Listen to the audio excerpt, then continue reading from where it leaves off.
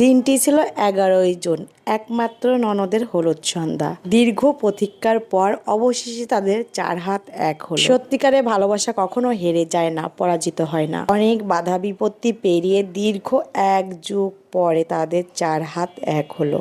বাবা মায়ের একমাত্র মেয়ে লেখাপড়া শেষ করে নিজের পায়ে দাঁড়িয়ে প্রতিষ্ঠিত হয়ে তারপর সে তার ভালোবাসার মানুষের হাত ধরে আজ চলে যাবে তার ঘরে। এতটাও সহজ ছিল না তাদের এই দীর্ঘ পথ চলা। নানা বাধা বিপত্তি, সমাজে মানুষের অনেক কটূক, সবকিছু পেরিয়ে আজ তাদের ভালোবাসা পূর্ণতা পেয়েছে। এমন ভালোবাসা দেখলে নিজেদের মনে শান্তিও লাগে। অপেক্ষার প্রহর বড় কষ্টের হয়। যারা অপেক্ষা করে ভালোবাসা মানুষের জন্য তারাই জানে তাদের কতটা কষ্ট হচ্ছে।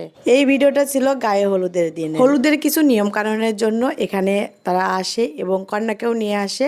তারপর যে নিয়ম কানুনগুলো থাকে সেগুলো করার পর তাকে কোলে তুলে নিয়ে চলে যায় বাড়িতে। আসলে আমাদের সমাজে বিয়েতে অনেক নিয়ম কানুন থাকে।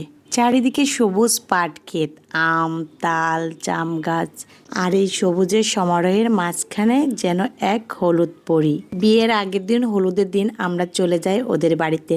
তারপর সেখান থেকে হলুদের যেসব রিচুয়াল আছে সেগুলো করা হয়। এগুলো করে তারপর আমরা নাচ গান আনন্দ করি। সেখানে সাউন্ড বক্স আনা হয়েছিল। আমরা কিন্তু ননদকে খুব সুন্দর করে সাজিয়েছিলাম। এখানে একটা হলুদের রিচুয়াল করা হচ্ছে, সেটা হচ্ছে হলুদ কোটার অনুষ্ঠান। হলুদের এই রিচুয়ালটি আপনাদের কোন এলাকায় কিভাবে পালন করা হয় অবশ্যই কমেন্ট করে জানাবেন। আর ভিডিওতে তো দেখতেই পাচ্ছেন আমাদের এলাকায় কিন্তু এভাবেই হলুদ কোটা হয়। গ্রাম বাংলায় সচরাচর এখন কিন্তু ঢেকি দেখা যায় না। আগে কিন্তু ঢেকিতেই, মানে বড় ঢেকিতেই হলুদ করতো। এখন কিন্তু এরকম একটা ছোট ঢেকি বানানো হয়, সেটাতেই কিন্তু বিয়ের এই ঢেকিতেই হলুদ কোটা হয় গায়ে হলুদের। তারপর সেই হলুদটা কনের গায়ে লাগানো হয়। হলুদ কোটার আগে যে রিচুয়ালগুলো আছে সেগুলো এখানে করা হচ্ছে। ঢেকিতে আগে তেল, সিঁদুর, তারপর হচ্ছে ধান দুব্বা দিয়ে বরণ করে তারপরে কিন্তু হলুদ কোটা হবে। বিয়ের এই নিয়ম কানুনগুলো কিন্তু আমার অনেক ভালো লাগে দেখতে।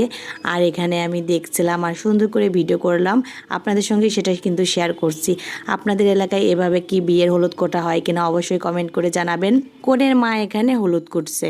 একের পর এক সমস্ত নিয়মগুলো মেনে তারপর কিন্তু হলুদ কোটা হবে। চারিদিকে সবাই দাঁড়িয়ে আছে, হলুদের এই অনুষ্ঠানটা দেখছিল। ক্যামেরাম্যানরা সুন্দর করে ভিডিও করছিল। আর তাদের এই লাইটে কিন্তু আমার ভিডিওর লাইটিংটাও অনেক সুন্দর হয়েছে। এই ভিডিওটা ছিল মূলত প্রথমে যখন হলুদ কোটার জন্য আসে তখনকার। এখনও যে সুন্দর করে হলুদটা মানে কুটবে আর কি, তার আগে যে পান সুপারি দিয়ে কিভাবে কি করে। একটা কথা আছে জানেন তো, ভালোবাসা সুন্দর যদি ভালোবাসা মানুষটা সুন্দর হয়। আর ভালোবাসা সুন্দর বলেই এত বছর প্রতীক্ষা করার পর দুজনের চার হাতে এক হতে যাচ্ছে। হলুদ কোটার অনুষ্ঠান শেষ হয়ে গেলে গায়ে হলুদের যে নাচ গানের অনুষ্ঠান আছে সেটা হবে। সাউন্ড বক্সের তালে তালে এখানে কিন্তু সবাই মিলে ডান্স করছিল, অনেক ভালো লাগছিল। এখানে কিন্তু অরিজিনাল সাউন্ড দিলে কপিরাইট দিয়ে দিতে পারে। এখানে অরিজিনাল সাউন্ড আমি ব্যবহার করিনি, আমি আমার পছন্দ মতো একটা গান ইউজ করেছি। ছোট যে মেয়েটিকে দেখছেন ডান্স করতে, এই মেয়েটি কিন্তু আমার আরেকটা ননদের মেয়ে।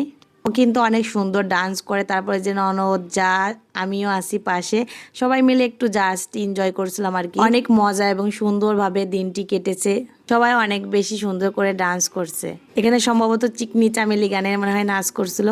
সবাই মিলে এত বেশি আনন্দ করছে, অনেক বেশি নাচ গান, তারপরে মজা মাস্তি, যাই হোক সবাই মিলে অনেক বেশি আনন্দ করেছি আমরা। এরপর ফ্রুটস ডেকোরেশন করেছিল, ফ্রুটস দিয়ে বিভিন্ন ধরনের আইটেম বানানো হয়েছিল। হলুদ সন্ধ্যার জন্য একটা সুন্দর কেক আনা হয়েছিল। ফলের এই ডেকোরেশন গুলো আপনাদের কাছে কার কাছে কেমন লেগেছে, এগুলো কিন্তু আমার যা করেছে, ছোট যা।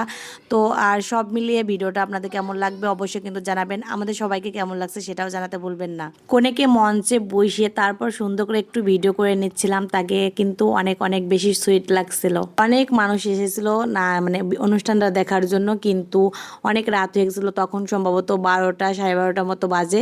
সবাই কিন্তু চলে গিয়েছিল, অনেক মানুষ হয়েছিল প্রথম দিকে, তারপর আস্তে আস্তে সবাই চলে যায়।